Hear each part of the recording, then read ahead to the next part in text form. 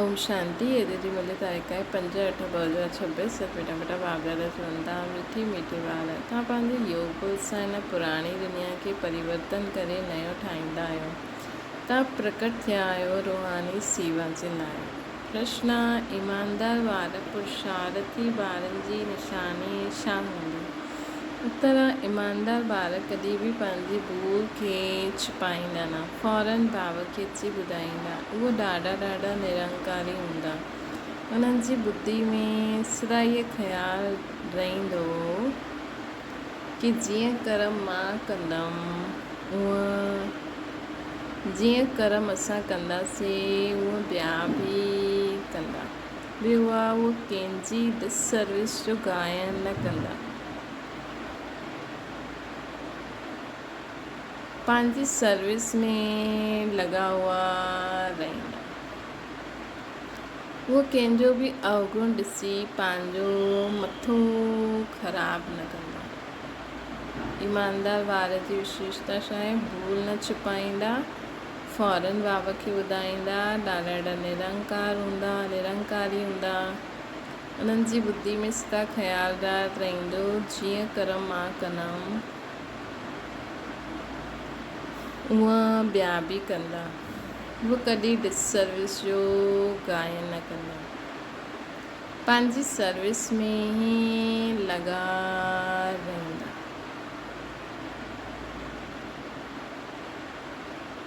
वो कंहिंजो बि अवगुण ॾिसी पंहिंजो मथो ख़राबु न कंदा। गीता धीरज दर मनवा। ओम शांति। मिठे मिठे ॿारनि गीत रूहानी बाप मिठे रूहानी ॿारनि प्रति रूहानी बाप धीरज ॾींदा आहिनि। जीअं लौकिक बाप बि धैर्य ॾींदा आहिनि। कोई बीमार हूंदो आहे त उन्हनि खे आदत ॾींदा आहिनि। तव्हांजी बीमारी जे दुख जा ॾींहं बदिली करे सुख जा ॾींहं ईंदा। उहा हद जो बाप हद जो धैर्य ॾींदा आहिनि। हाणे इहे त बेहद जो बाप जो ॿारनि खे बेहद जो धैर्य ॾींदा आहिनि। ॿार हाणे तव्हांजा सुख जा ॾींहं अचनि था, बाक़ी थोरा ॾींहं आहिनि। हाणे तव्हां बाप जी यादि में रही ॿियनि खे बि सिखलायो। तव्हां बि शिव शक्ति आहियो न।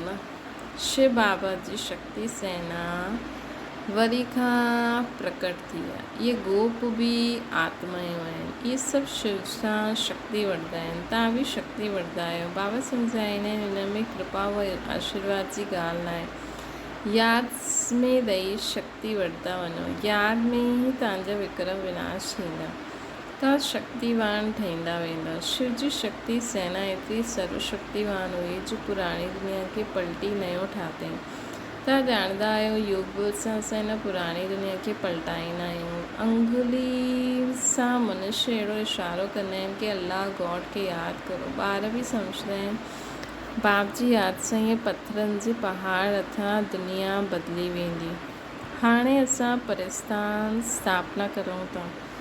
बाबा वारनि खे सम्झाईंदा आहिनि प्रदर्शनी ते ख़ूब सर्विस करो, महिनत करो। जो समय मिले हुन में वेही करे सिखो। ॾाढा सहज आहे।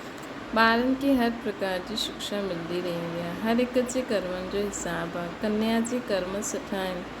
जंहिंजी शादी न थी आहे उहो चई सघंदा आहिनि हिन समय असां अगरि कन्या हूंदी जंहिंजी शादी थियल आहे उहा चईंदा आहिनि हिन समय असां कन्या हुजूं हा त हिननि जहिड़ो हिन सभु जंजीरनि सां छुटल फ्री बर्ड हुजूं हा।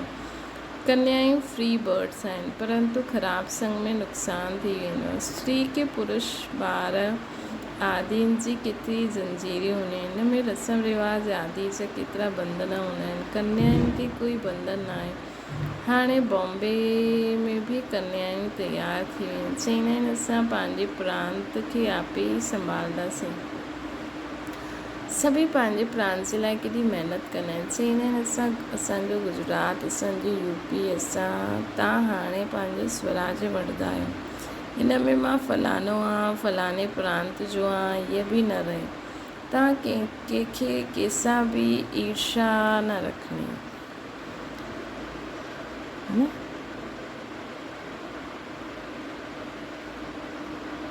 मतिलबु वैसे त सभु चईंदा आहिनि असांजो इहो गुजरात लेकिन बाबा चवनि था इहे बि न रहे, तव्हांखे कंहिंसां बि ईर्षा न रखणी खपे, कोई जो अवगुण ॾिसी मथो ख़राबु न थियणो खपे, पंहिंजे खे ॾिसणो खपे। असां केतिरी आत्माउनि खे भाउ भेणनि खे सुख जो रास्तो ॿुधायूं, अगरि रास्तो न ॿुधायो त उहो कोई कम जो न आहे। दिलि ते न चढ़ी सघंदा, बाप दादा जे दिलि ते न चढ़िया त तख़्त ते कीअं चढ़ंदा। बाबा ॼाणंदा आहिनि कोई ॿारनि खे सर्विस जो ॾाढो शौक़ु आहे, ज़रा बि देह अभिमान न आहे। कोई खे वॾो अहंकार में रहंदा आहिनि, सम्झंदा आहिनि पंहिंजे मथां न बाप ते कृपा कई सर्विस करे। कॾहिं बि कंहिंजा अवगुण न ॾिसणा खपनि, फलानो अहिड़ो आहे, ईअं कंदो आहे। अॼुकल्ह अहिड़ा बि सियाना आहिनि जो हिक ॿिए जी डिस सर्विस जो गायन कंदा आहिनि, फलानो ईअं कंदो आहे, अहिड़ो आहे। अरे तव्हां पंहिंजी सर्विस करो, ब्राह्मण ॿारनि जो कमु आहे सर्विस में लॻी वञणु। बाबा वेठा आहिनि, बाबा वटि सभु समाचार ईंदा आहिनि, हर हिक जी अवस्था खे बाबा ॼाणंदा आहिनि, सर्विस ॾिसी महिमा बि कंदा आहिनि। ॿारनि में सर्विस जो जोश अचिणो खपे, हर हिक खे पंहिंजो कल्याण करिणो आहे। हिन रूहानी सर्विस आहे, उहो धंधो आदि त जन जन्मांतर कंदा आया आहे। इहो धंधो कोई वेलो वापारी करे, है न। कंहिंजी बि कोई अवगुण सर्विस ॾिसो त बसि हुनखे शुभकामना जा वाइब्रेशन ॾियो, शिव बाबा खे ॿुधायो, बसि बाप दादा खे, है न त पंहिंजो बि हिसाबु ठही वेंदो।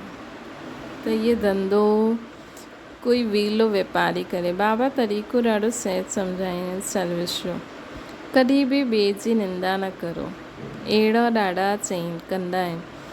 सुठे महारथनि खे बि माया नक सां पकिड़े छॾंदी आहे। बाबा खे कॾहिं बि ॿिए जी निंदा, बाबा खे यादि न कयो त माया पकिड़ी वेंदी।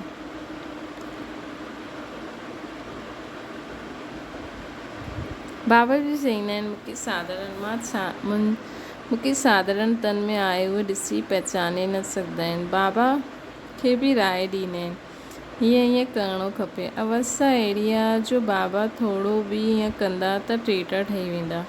बाबा खे बि पंहिंजी मत भेजे ॾींदा आहिनि। कहावत आहे न, चूहे हल्दी वारी, चूहे खे हल्दी जी गांठ मिली त सम्झो पसारी आहे। इहे न सम्झंदा आहिनि की असां डिससर्विस कंदा आहियूं। भूलियूं त ॾाढनि खां थींदी रहंदियूं आहिनि, कॾहिं अवस्था ऊच आहे, कॾहिं हेठि आहे, इहे हलंदो आयो आहे। हर हिकु पंहिंजी अवस्था खे ॾिसे। ईमानदार ॿार पंहिंजी अवस्था झटि बदिलाईंदा। कोई त पंहिंजी भूलियूं छिपाए वठंदा आहिनि। हिन में ॾाढो निरंकारीपन खपे, सर्विस खे वधाइण में लॻी वञणो खपे। हमेशह ई ख़्यालु रहणो खपे कि जहिड़ो कर्म असां कंदासीं असांखे ॾिसी ॿिया कंदा। मां कंहिंजी निंदा कंदमि त ॿिया बि करणु लॻी वेंदा। ॾाढनि खे ख़्यालु न ईंदो आहे। बाबा सम्झाईंदा आहिनि त पंहिंजी सर्विस में लॻी वञो, न त ॾाढो पछताईंदो। दुश्मन बि ॾाढा ठहींदा।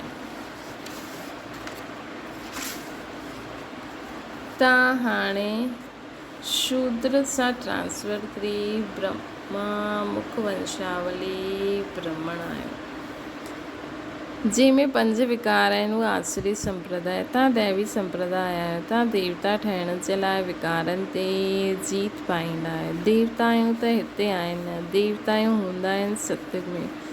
तव्हां हाणे दैवी संप्रदाय ठहो था। तव्हां ॿारनि खे हाणे सम्झाइण लाइ चांस मिलंदा आहिनि। प्रदर्शनी में सम्झाईंदा रहो। प्रदर्शनी मेले में हर हिक जी नब्ज़ जो पतो पइजी वेंदो आहे। प्रोजेक्टर में बि कंहिंखे सम्झाए बि सम्झाए सघंदा आहियो। सम्मुख सम्झाइण सां सम्झी सघंदा। प्रदर्शनी मेलो सुठी चीज़ आहे, हुन में लिखी बि सघंदा आहिनि। प्रदर्शनी मेले जो शौक़ु हुजणो खपे। रेगुलर पढ़ण सां ई नशो चढ़ंदो। बांदेलियूं हूंदियूं त घर में रहंदे बाप खे यादि कंदा रहो त विक्रम विनाश थींदो। घर में वेठे बि यादि करणु सुठो आहे, परंतु यादि करणु ॿारनि जे लाइ ॾाढी मुश्किल ॻाल्हि आहे। बाप जंहिंसां 21 जन्मनि जो वरसो मिलंदो आहे, उन्हनि खे यादि न कंदा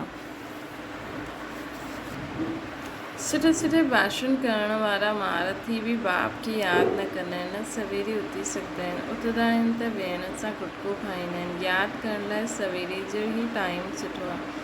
भक्ति मार्ग में बि सवेरे उथी यादि में लॻी वेंदा आहिनि। उन्हनि जी त उतरती कला आहे, हिते त चढ़ती कला जी ॻाल्हि आहे। माया केतिरा विघ्न विझदी आहे। सवेरे उथी करे बाप खे यादि न कंदा त धारणा कीअं थींदी, विक्रम विनाश कीअं थींदा। बाक़ी सिर्फ़ु मुरली हलाइण हू त नंढा ॿार बि सिखी करे सम्झाइण लॻी वेंदा आहिनि। ये पढ़ाई वॾनि जे लाइ आहे। केतिरी वॾी यूनिवर्सिटी आहे, असांखे पढ़ाइण वारो केरु? ये ॿारनि खे नशो न रहंदो आहे न, की असांखे पढ़ाइण वारो केरु?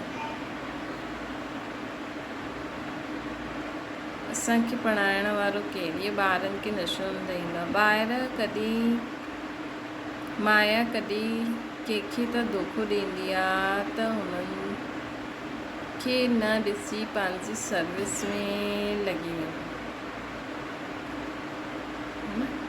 बाप वटि सभु समाचार ईंदा आहिनि। बाप वटि सभु समाचार ईंदा रहंदा आहिनि। कोई देह अभिमान में अची करे सम्झंदा आहिनि ये ईअं कंदा आहिनि, ये ईअं कंदा आहिनि। ॿियनि जी निंदा कंदे टाइम वेस्ट कंदा आहिनि। तव्हांजो कमु आहे सर्विस में रहणु। कोई बि ॻाल्हि आहे बाबा खे त इशारो ॾिनो बसि, पर चिंतन न करिणो आहे। सर्विस में ॿारनि खे ॾींहुं राति लॻणो खपे। तव्हांजो धंधो ई आहे। रोज़ प्रदर्शनी में सम्झायो कि शिव बाबा प्रजापिता ब्रह्मा, कल पहिरियों बि प्रजापिता ब्रह्मा ॻायल आहे। प्रजापिता ब्रह्मा द्वारा मनुष्य सृष्टि रचदा है। ये न कि मनुष्य हुया ही न,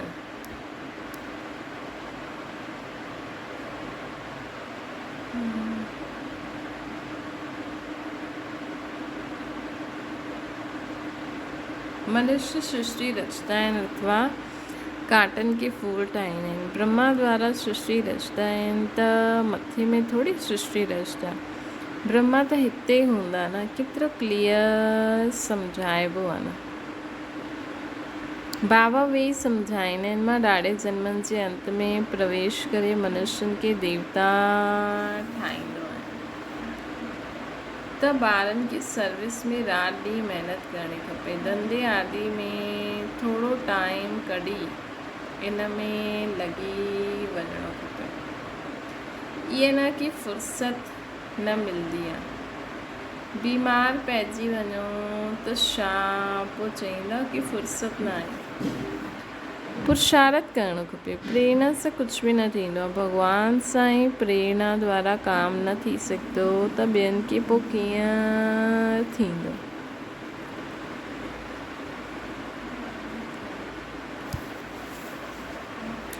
है न। प्रेरणा सां कुझु बि न थींदो। भॻवान सां ई प्रेरणा द्वारा कमु न थी सघंदो त ॿियनि सां पोइ कीअं थींदो?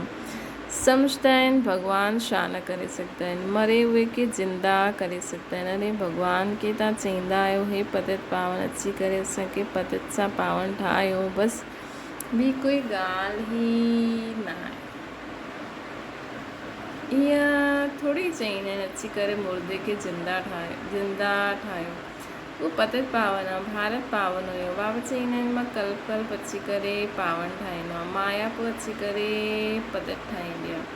हाणे पोइ मां आयो आहियां पावन ठाहिण। केतिरी सहज ॻाल्हि आहे। हकीम माण्हू वॾी बीमारी खे जड़ी बूटियुनि सां ठीकु कंदा हुआ। पोइ उन्हनि जी महिमा बि थींदी हुई। कोई जो कोई खे ॿार व धन मिलियो त चईंदा गुरू जी कृपा थी। ॿार मरी वियो त चईंदा भावी। इन्हनि सभिनि ॻाल्हियुनि खे हाणे तव्हां ॿार सम्झंदा आहियो। सन्यासी माण्हू पवित्र ठहींदा आहिनि त उनजी मान्यता थींदी आहे, परंतु उहे हठयोगी आहिनि। उहे राजयोग सिखलाए न सघंदा आहिनि। उहे राजयोग सिखलाए न सघंदा आहिनि।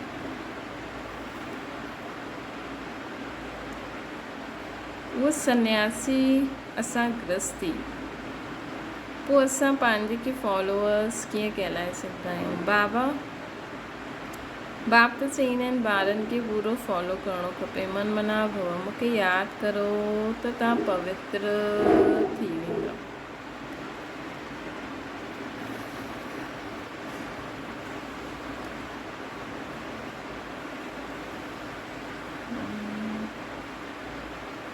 मूंखे यादि करो त तव्हां पवित्र थी वेंदव ऐं मूंसां गॾु हलंदव। मां त एवर पावन आहियां। मनुष्य पतत ठाहींदा आहिनि, बाबा अची करे पावन ठाहींदा आहिनि। उहो पवित्रता सुख शांती जा सागर आहिनि। तव्हांखे बि अहिड़ो ठहिणो आहे।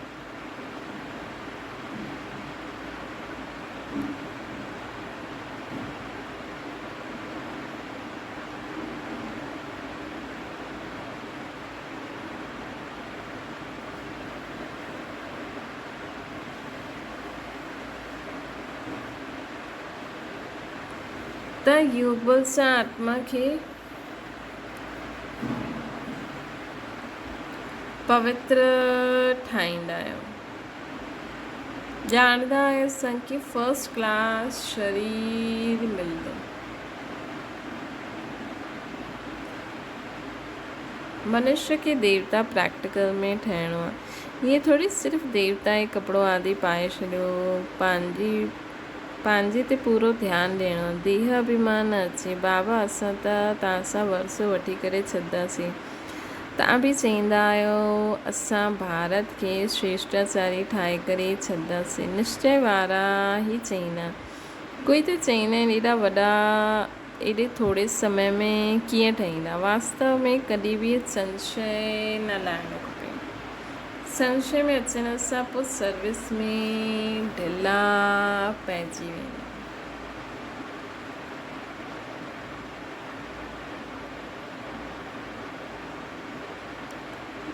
सर्विस में अचण सां पोइ ढिला पइजी, संशय में अचण सां टाइम ॾाढो थोरो आहे। जेतिरो थी सघे पुरुषार्थ ॾाढो करिणो आहे। थोरी लड़ाई आदि जो किथे हंगामो थींदो त पोइ ॾिसजो केतिरी महिनत में लॻी वेंदा। सम्झंदा आहिनि असां यादि में पूरो न रहंदा आहिनि। पोइ हुन समय कश्मकश त न करे सघंदा न। हुन समय त ॾाढी आफ़तायूं ईंदी रहंदियूं। इन करे बाबा चईंदा आहिनि जेतिरो थी सघे गैलप कंदा रहो।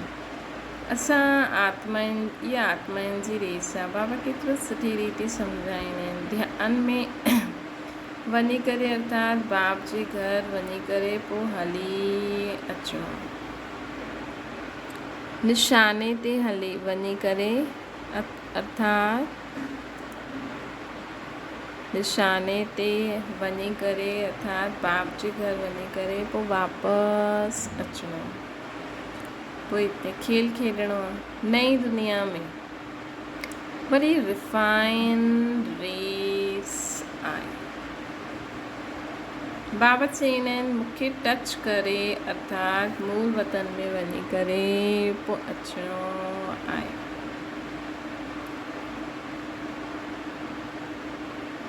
पहिरियों उहे ईंदा जो योग युक्त हूंदा।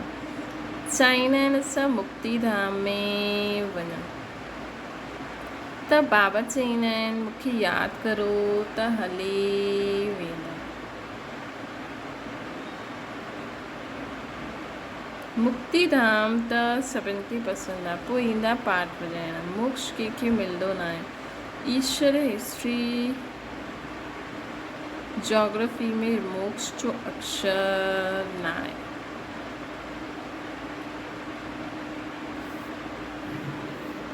हिकु सेकेंड में तव्हांखे जीवन मुक्ति मिलंदी आहे। बाक़ी सभु मुक्ति में हली वेंदा आहिनि। रावण राज्य सां मुक्त थियणो ई आहे। जो पुरुषार्थ कंदा आहिनि उहो उचपत पाईंदा आहिनि। ॿारनि खे ॾाढो मिठो ठहिणो आहे। स्वभाव ॾाढो मिठो हुजणो खपे। क्रोधी न ठहिणो आहे। दुर्वासा जो नाम आहे न। हिन राज ऋषियुनि में बि कोई ईअं आहिनि। हमेशह पंहिंजी दिलि ते हथु रखिणो खपे कि मां छा कंदो आहियां। इन सां असांखे छा पद मिलंदो? अगरि सर्विस न कई, आप सामान न ठाहिया त छा पद मिलंदो? थोरे में राज़ी न थियणो आहे। बाबा चईंदा आहिनि मां आयो आहियां ॿारनि खे फुल बादशाही ॾियणु।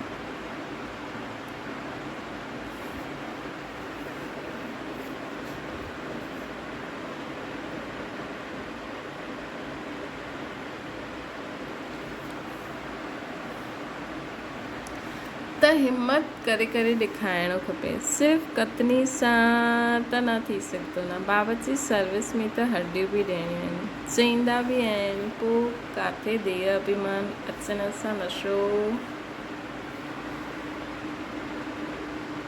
नशो अची वेंदो आहे, पोइ किरी पवंदा आहिनि। माया बि कम पहलवान न आहे।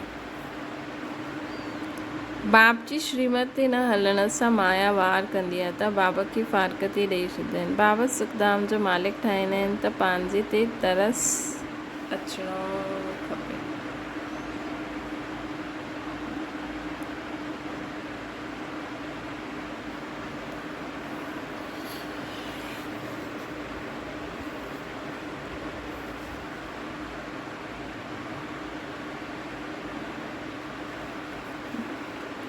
बाप राय वरी सिंपल ॾींदा आहिनि। माया जे तूफ़ान त ॾाढा ईंदा, परंतु महावीर ठहिणो।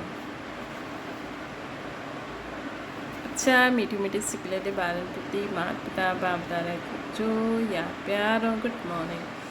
रूहानी बाप जी सभिनि रूहानी ॿारनि खे नमस्ते। असांजी बि रूहानी माता पिता बाप दादा खे यादि प्यार गुड मॉर्निंग ऐं नमस्ते। धारणा जे लाइ मुख्य साथ सर्विस जो शौक़ु रखी पंहिंजो ऐं ॿियनि जो कल्याण करिणो आहे। कॾहिं बि डिसर्विस जो गायन न करिणो आहे। पर चिंतन में पंहिंजो समय न गवाइणो आहे। ॿियो आहे ईमानदार ऐं निरंकारी ठही सेवा खे वधाइणो आहे। सवेरे सवेरे उथी करे बाप खे यादि करिणो आहे ॾाढो प्यार सां। कथनी ऐं करणी समान ठाहिणी आहे। वरदाना मन मना भव जी स्थिति द्वारा मन जे भाव खे ॼाणण वारा सफलता स्वरूप ठहनि। जो ॿार मन मना भव जी स्थिति में स्थित रहंदा आहिनि उहे ॿियनि जे मननि जे भाव खे ॼाणे सघंदा आहिनि। बोल भल छा बि हुजनि, लेकिन उन्हनि जो प्रभाव छा आहे उनखे ॼाणण जो अभ्यास कंदा वञो। उन्हनि जो भाव छा आहे, हर हिक जे मन जे भाव खे सम्झण सां उन्हनि जी जो चाहना आहे उहा प्राप्ति जी इच्छा आहे उहा पूरी करे सघंदा। इन सां उहा अविनाशी पुरुषार्थी ठही वेंदा। पोइ सर्विस जी सफलता थोरे समय में ॾाढी ॾिखाए में ॾींदी ऐं तव्हां पुरुषार्थी स्वरूप जे बजाए सफलता स्वरूप थी वेंदा। स्लोगन आहे सुम्हंदे समय सभु कुझु बाप हवाले करे ख़ाली थी वञो त व्यर्थ व विकारी स्वप्न न ईंदा। अव्यक्त इशारो आहे तव्हां आत्मा ऐं ब्रह्मण जीवन में अहिड़ा पवित्र ठहींदा आहियो जो शरीर बि प्रकृति बि पवित्र ठाहे ॾींदा। हिन करे शरीर बि पवित्र आहे त आत्मा बि पवित्र। संपूर्ण पवित्र अर्थात अपवित्रता जो अंश मात्र बि न हुजे।